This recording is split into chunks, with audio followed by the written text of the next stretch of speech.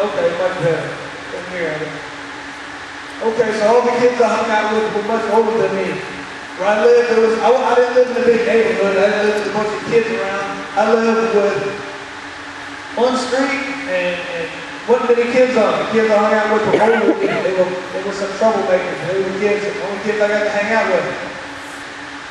Hanging out with them, I learned really quick, being a small kid as I was already, and I'm hanging out with kids who were 3 or 4 years older than me. You know, if somebody was going to get picked on, or somebody was going to get punched, or somebody was going to beat up, it was usually always me. I was never able to want to hit anybody else because I was always the one getting hit. You know, it's all we did was go outside, play sports, play football, play basketball, whatever.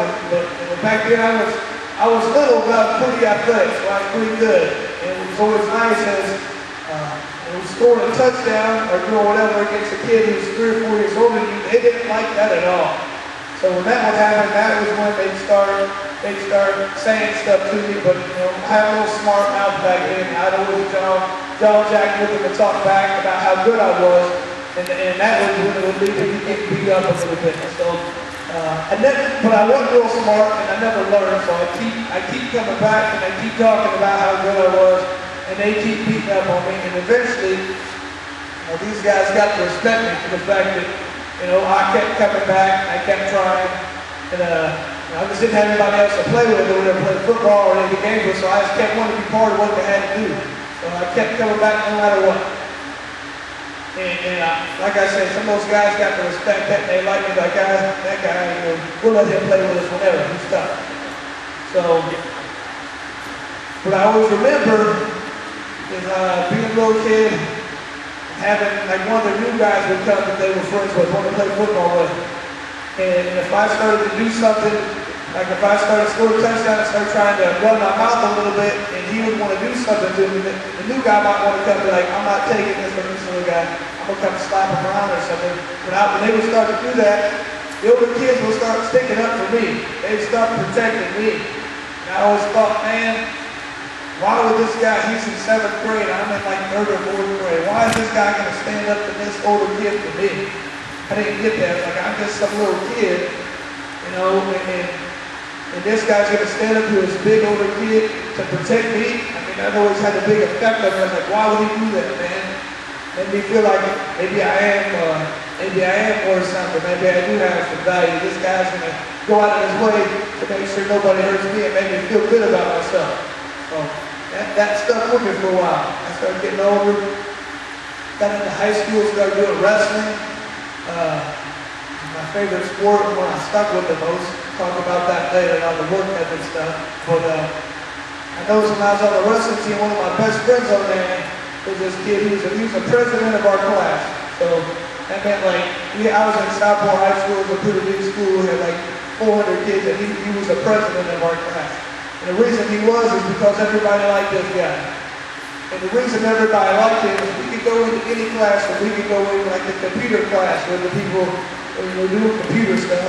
Or we could go to the wood shop or the metal shop. We could go anywhere in that school, and everybody liked this dude. The reason they liked him is because he didn't care.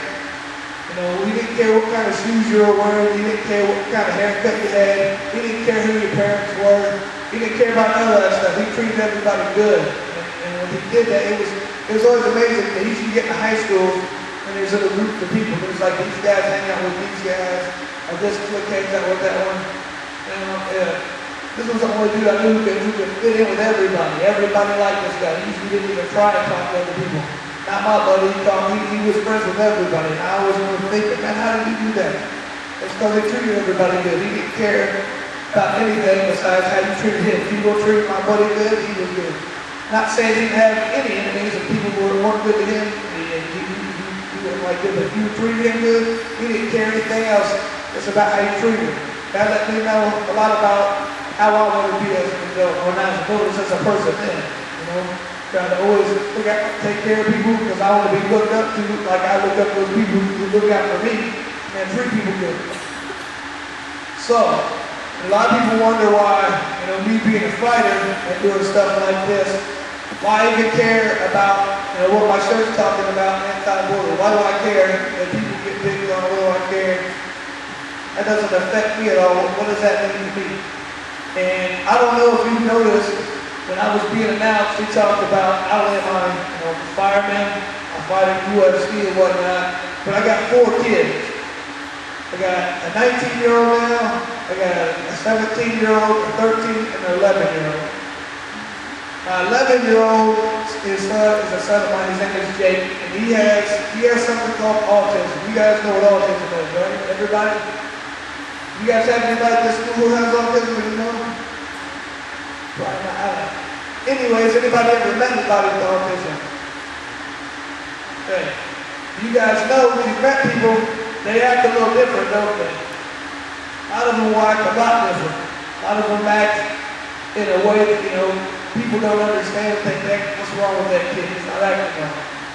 So it's always a fear of mine that my son's going to be made fun of. His feelings are going to be hurt.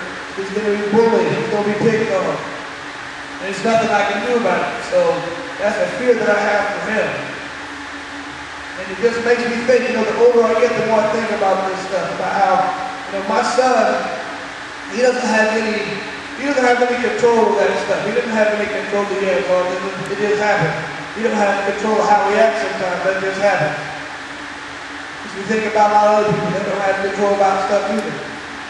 Why is it fair to make fun of somebody for something they have no control over?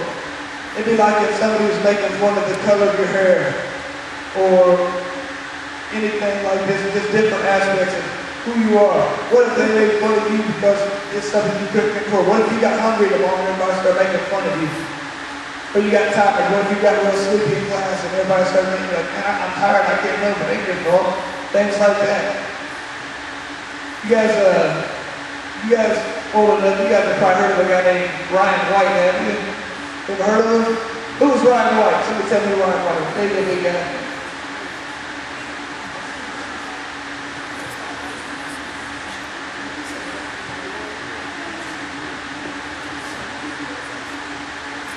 Yeah, Ryan White was a kid. Ryan White was a kid from Indiana, actually. He was like national news because this guy, he had a disease called hemophilia, where every time you get hurt a little bit, you bleed it, you won't clot up, so he had to get a blood transfusion. When he got that blood transfusion back, this is a long time ago, he got HIV. When he was a young kid, didn't do anything wrong, all of a sudden he ended up with HIV, and nobody would let him go because they didn't want to go to schools. Everybody would make fun of him. Everybody would make him feel bad about himself. I'm like, for what? The dude didn't do anything wrong. All he did was born with the sickness.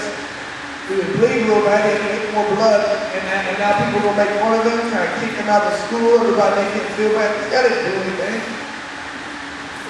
I mean, the thing is, why does somebody want to make that guy try to feel worse? The thing I notice about bullies, or you don't even have to call them bullies, you can say people who are trying to pick on other people. People who do that, they're not doing it because they're happy with themselves. If you're a bully or you're a guy who's trying to make fun of somebody else, you don't do that because you're happy with yourself. Nobody's really happy and trying to make, everyone's like, man, I'm in a good mood. I just wish that guy would feel worse. That makes me feel real good. Nah, man, people who try to make other people feel bad, they're dealing with their own shortcomings. They don't know how to deal with it. They feel bad about themselves, and they want somebody else to feel worse. You guys, I'm sure you heard of the phrase, misery loves company. So I feel like if I'm miserable and I make you even more miserable, I feel happy about myself. So that's what a lot of these people try to do. A lot of people try to make themselves feel better by making other people feel worse. But that don't even really work. I mean, you might feel a little bit better for a little time, but it doesn't last. So, I wish I could come here and talk to you guys, and you guys would all be like, you know what he's saying makes a lot of sense. I'm going to be nice, I'm going to help people, or whatever. But I know that's not a reality. That might happen some. Hopefully people can start understanding and learning. But that, last year there was 96 cases of reported bullying in the state of Indiana. That's like 52 cases every day. And that's only reported. I bet there was 10 times as many that weren't reported, so. We need to talk about a couple things. If you see bullying, if people get bullied, what to do about that. So, a couple things. The first thing I like to tell people is it's okay to stand up for yourself. I've seen many times when people, they have the ability to protect themselves, defend themselves, either verbally or physically, whatever, to not let people pick on or take advantage of them, and they don't do it. They just sit there and take it. There's nothing wrong with standing up for yourself. When I was a little kid, like I said, those guys were always constantly trying to hurt me, physically, emotionally, whatever. But I kept coming back and I kept standing up to them, and eventually they need to respect that. Now, I'm not saying that's what you should always do. If people are sitting there trying to, 5 guys are trying to jump on you every day, I don't want you to be like, Chris said to stand up and just take it. That's not what I'm saying at all. So if that's going on, there might be a time when you need to say something to somebody, maybe a teacher. You might not want to do that. You might feel like you're being a rat or something. I don't know. So there might be a time you want to talk to some of your friends. But you might have some strength enough to be like, hey man, every time I leave this classroom, this guy's right here next to me. Just kind of walk with me to class or do whatever. Just stay with me, strength in numbers. What I really want to see you guys doing, what I think would be the best, and the only thing that's really acceptable in my eyes, is what I want for you guys to start stepping up for other guys. The thing I notice about me and what I do, being a UFC fighter, being a firefighter, some of the best things that make me feel the best about what I do is when I'm able to help somebody out. If I can help somebody out, man, I feel good about myself. I've been in that, you saw the highlight video right there. When I fought in Indianapolis, I fought here, one time UFC. There's about 16,000 people, and everybody there was cheering for me. It was pretty cool, man. Everybody was cheering my name. I won the fight. It was great. Everybody there was going nuts. That was a really good feeling. I felt good inside. But, I'll be honest with you, I feel better about the things I've done on the fire department. When I'm able to actually help somebody's life, change their life, save somebody's life, any of that type of thing, man, that's a good feeling to get. I feel like a hero, man. That's why I want to be on the fire department. That's why I want to do things like this. That's why I wanted to help out in any way that I can. So, the thing I'm trying to tell you guys, if you don't understand it, especially at this age you guys are right now, you can affect people's lives and you don't even know. I was telling you guys, those people who were over the knee and they would stand up for me, they gave me confidence, man. They made me believe that I was important, I could do good things. It made me think that I could become an athlete. And look what happened. I became a professional athlete. Now, what would have happened if those people nobody stood up for me? I don't know, man. Maybe I wouldn't have became an athlete. Maybe I would have just felt like, oh, I can't do that, that's too tough. Or who knows what I would have thought. I do know that, you know, I feel like there's people here right now who are capable of great things. I don't know what, but there's great things in here. But it might happen, it might not, depends. If they're motivated the right way. So again, if somebody continues to beat somebody down, they're not going to do great things. Has anybody ever heard of a guy named Ted Kaczynski? Anybody? Okay, how about this? Has anybody heard of a guy called the Unabomber? Anybody heard of him? No, okay, man. Man, that ain't making me feel good. Okay, the Unabomber was this guy. He was a genius. He was like, had an IQ of 167, which is actually a little higher than me. It was a little higher than me. So he was really smart, and he was so smart they moved him ahead in classes. Like instead of being in like 7th grade, where it said they moved him up to 9th grade, he was around a bunch of older kids and he didn't fit in. And they bullied him. I read his biography thing and said he was bullied all the time. He felt bad about himself. He never fit in. Didn't feel like he belonged anywhere. This dude goes on to MIT, one of the smartest universities in the world. Goes there. He does really good. He's a genius, right? He could have made medical devices to help people. He could have made contributions in mathematics. He could have done all kinds of good things. But what this guy ended up doing, he ended up buying a cabin in the woods, going out there and building bombs and sending them to people in the mail. They'd open the bomb up, boom, and blow up and kill him. I'm like, man, what made this guy do that? He was a genius. He could have helped the world out. Why did he do that? He probably felt like he was worthless and didn't like people because of how he was treated his whole life. That's kind of what I'm trying to tell you guys right here is, there's different directions people can go in. You want to be somebody who helps people do great things, or you want to help lead people to destruction, make people do worthless, and make people do bad decisions. But I'll be honest with you, man, I feel better, like I said, doing stuff on the fire department than doing the fighting. I want you guys to have that. I want you guys to be able to feel like when I was a kid, I looked up to those guys who protected me and tried to keep people from picking on me. You guys can have that feeling too. It's amazing how good it feels when people look up to you. I've been on both ends of that. I've looked up to people, and I've kind of had it in my life where I want people to look up to me. So I try to do things now where people will look up to me. You guys can do that too. Next time, man, like I talking to people at the school. I'm gonna look into it. I want to know next time you guys are. I want to see the people get picked on and people get made fun of. I want that stuff to stop. I'd like to see it by. I know it's gonna happen, but I want people stepping up and stopping. I would like to see if you're picking on this guy. I want to see him stopping. I want to see him coming in and doing something about it. That's the kind of thing I want to see. If this guy's going to feel good about himself, this guy's going to feel good about himself. It's going to work out a lot better if we have it happen like that. So that's what I'm saying. Please listen to what I'm saying. I want everybody to feel good about themselves, and this is the way we're going to make it happen.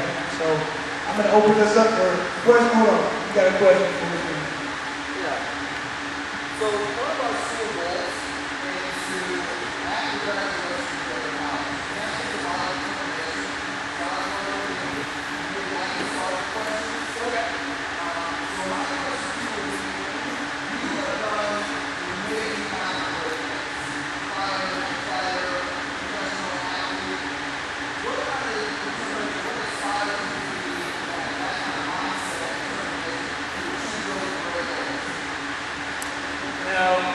Man, you know, people look at a lot of things that are like, man, you're a full-time firefighter, you fight in the UFC, those are like 2 full-time jobs, man, you got 4 kids. How do you do that, man?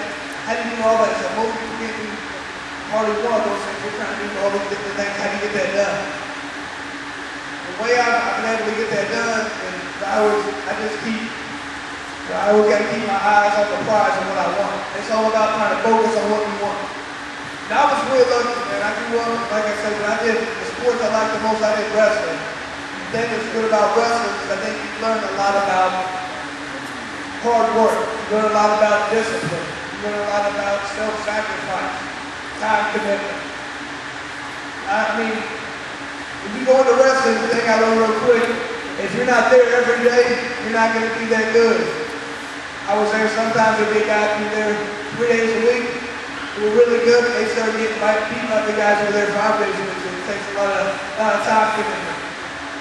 Self-discipline is always good with the wrestling because sometimes you have to not eat. I know we have 1 or 2 wrestlers in here, I can't remember, man, it was always rough. When you leave wrestling practice and you're 4 pounds overweight and you're tired, you still got to go lose more weight. That's rough. You had to be disciplined. You didn't eat the food you had to really take to make that weight. You had to work harder than anybody in the room. And, I learned the hardest work guys really got you yesterday. So I learned all these things. I learned how to focus on what I wanted. If I wanted to be the best at wrestling, which I did, I had to do everything in my power to make it happen. I had to get every practice. I had to be disciplined and not eat that night if I had to make weight. I had to show up every day. I had to do all these things. I had to work harder than anybody. Everything was my mindset. Same thing when I turned into a fighter. It was a lot harder because all of a sudden now you don't have a coach telling me what to do. I have to do that all on my own. The main way I was able to do that was I had to eliminate everything in my life that wasn't about that. I knew I had to make money for my family. That was coming to my fire department job. I had to train for my fights. And I had to take care of my family. So I had to do all these things. People always ask me, what do you like to do for fun, Chris? What do you do? I was like, I don't do anything for fun. My life is fun. That's about it. They said, you like to go play golf? I was like, nah, I never play golf. I just like to go hunt. I've never been hunting. What do you do for fun? I'm like, there is no time for me to have fun. My fun things are limited because I only have so many hours a day and I got to train for my fights and I got to work in the fire department and I got to spend time on my family. So, if you want something bad enough, you just have to focus on that and think, is what you're getting ready to do, is that going to help further that cause? If I'm trying to get to college, what do I have to do to get there? I got to do everything in my power. If that's applying for grants, if that's doing extra study sessions, if that's doing extracurricular activities to make it look better on your college application, or make you really get more scholarships or grants, that's what we have to do. And you just always have to keep, like I said, you got to keep your eyes on the prize. This is what I want. Everything you do has got to be based on that. It's just about how bad you want it. If you want to do it really bad, you'll continue to try and get towards there. And if not, then I guess you didn't really want it. It's better than nothing. All right, what are the questions that we got here? And I can hear from some people. And I don't care, you can ask about UFC stuff, you can ask about fire department stuff, you can ask about anything.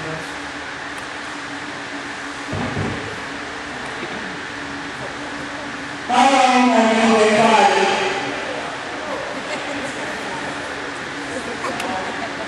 Okay. I said, how long have I been fighting, man? I started fighting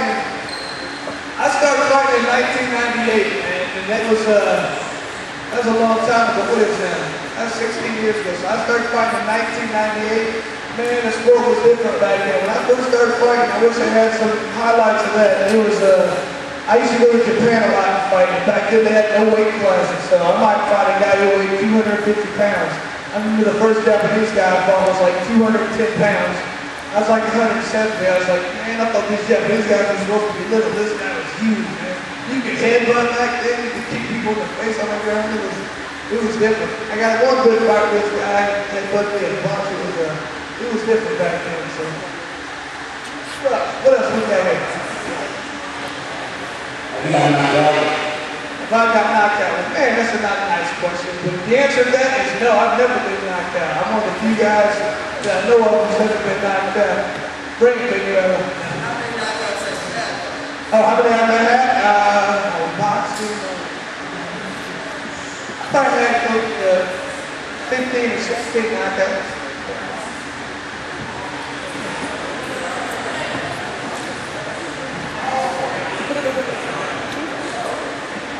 I fought Brock Lesnar. Now, man, Brock Lesnar is actually, man, like nowadays they have weight classes. I'm fighting 170-pound weight class. Brock Lesnar walks around about 300 pounds. He's a monster. He's a big dude. I didn't meet him once at an appearance. We were both doing an appearance.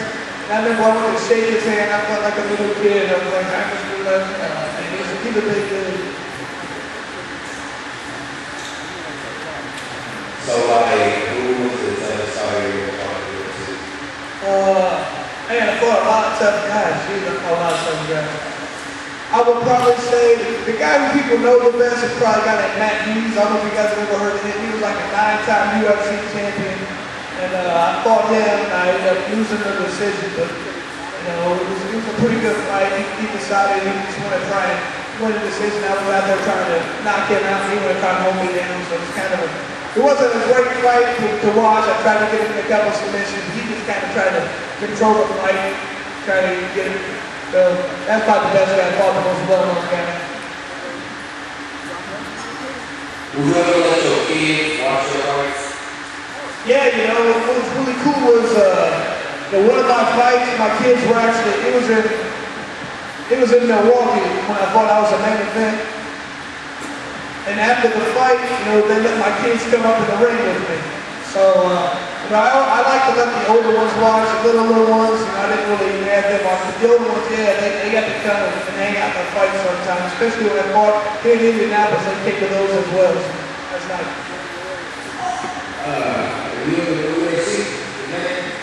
Yeah, if you guys ever look at the UFC video game, I think I've been on at least 3 seasons, at least 3 years of the video game. I don't know what it's for, but if you get the video game of the UFC, I should be on there. So be my character and be good at winning. I'm terrible at that game. I played it once, I got beat up by everybody and I quit. So you guys be my character, be good. So knock out some big guys. I don't know. If you had a chance to fight anyone, do you win? Oh, good question. Mayweather, well here's the thing, Mayweather would probably never fight me because he only fights guys when they're out of their prime. So I'm still in my prime, he can wait. But I would love to fight him. Here's the thing with Floyd is, he's a lot smaller than me. I walk around about 185, 190. He walks around about 150 pounds. So he's a lot littler than me. I could really never fight him, I don't think. I don't know. I know it'd be tough because he's very slick. He's a very good boxer. You know, I had a lot of pro boxing matches as well, but he's definitely one of the best. I don't know. I'd like to think I could just because I'm so much bigger than him, but I don't know. He's hard to hit. He'd be tough to beat him. How much do you bench press? How much do I bench press? You know what? Due to various injuries, I don't know if you probably can't even tell, but like this bone right here sticks out real far. It happened in a fight where I got slammed pretty hard and separated my shoulder, but after that it was really difficult for me to bench press. I think after I was able to rehab it, I got back over to a little bit over 300 pounds, but I just wasn't really able to do it anymore because it had led to problems. I could do more, but I don't want to do it. What's your record? Okay, my MMA record, I think, was it was like 46, 18, and 5. My pro boxing record was 13, 1, and 1. You want to tell us about your gym? Yeah, okay, if any of you guys are interested, I do have a gym. It's free to everybody. No, it's not free to everybody. It's free to kids in school. So if anybody wants to come to the gym, I have a gym at 3000 East Washington Street. It's called Indie Boxing and Grappling. And it's actually owned and run by a guy named Pat McPherson. So if anybody ever wants to go in there at 5 o'clock every night, Monday through Friday, there is a gym. It will be free to you guys. So if you guys are interested, it's called Indie Boxing and Grappling. So if you're interested in boxing, if you're interested in doing jiu-jitsu, if you're interested in doing MMA, you guys are more than welcome to show up there. The good news was our gym this last year, we won Gold Club. So it's a very good gym, it's a legit gym. And if anybody wants to go in there, feels like this is something they'd like to do, learn how to take care of yourself a little bit, the door's open for you guys. Will they assume that you're going I don't know.